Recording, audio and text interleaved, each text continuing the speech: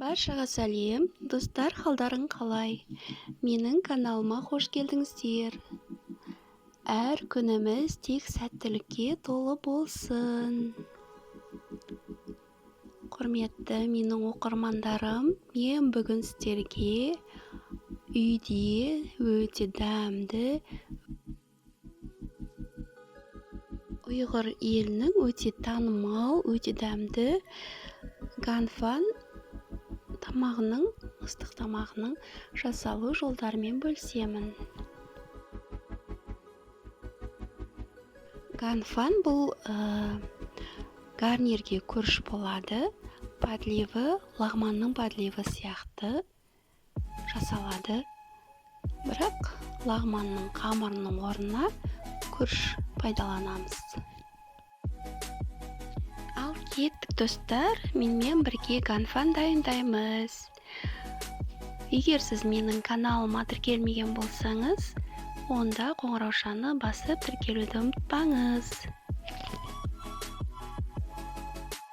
Ганфанды дайындау үшін бізге сәбіз, чеснок, пияз, болгарский перец, светофор перец, ет, пекинский капуста керек. Менде бүгін пекинский капуста жоқ, обычный капустамен жасайтын боламын. Ең алдымен бисмилля деп етімізді соломка етіп, осындай етіп майдалап турап аламыз.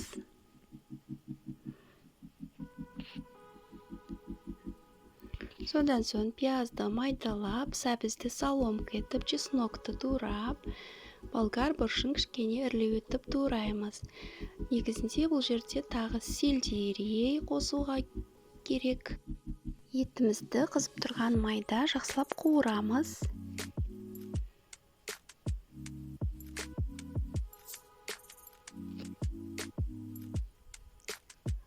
Пиязымызды, сәбізімізді, чесногымызды салып, араластырып отырып, тағы да жақсылап қуырамыз.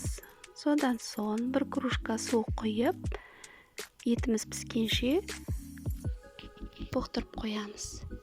Немесе алдын ала етті мариновать етіп қоюға болады. Алдын ала етті мариновать етсеңіз, онда бүйтіп етті су құйып пісіріп тұрмаймыз. Етіміз пісіп, суы тартылғаннан кейін болгар бұршын салып, газды ашып, қазанның астын 1 минуттай қуырамыз, және де капустамызды салып, тағы да 1 минуттай араластыра отырып қуырамыз. Содан соң тұз, бұрыш, дәмдеуіштерін саламыз. Паприка, зира салсаңыздар болады. Сельдерей салу керек. Менде сельдерей жоқ қазір. Содан соң томат саламыз. Жақсылап араластыра отырып, тез қуырғаннан кейін кішкене 100 граммдай ғана су құямыз. Қаласаңыз соевый соус құйсаңыз болады, немесе соевый соус қаламасаңыз құймай осылай пісіруге де болады. Су құйғаннан кейін 1-2 минут газда ұстаймыз. Содан соң астын өшіріп, күрішімізді салып, гарнирімізді үстінен подливамызды құйып шығамыз. Мұны біздің ганфан дайын.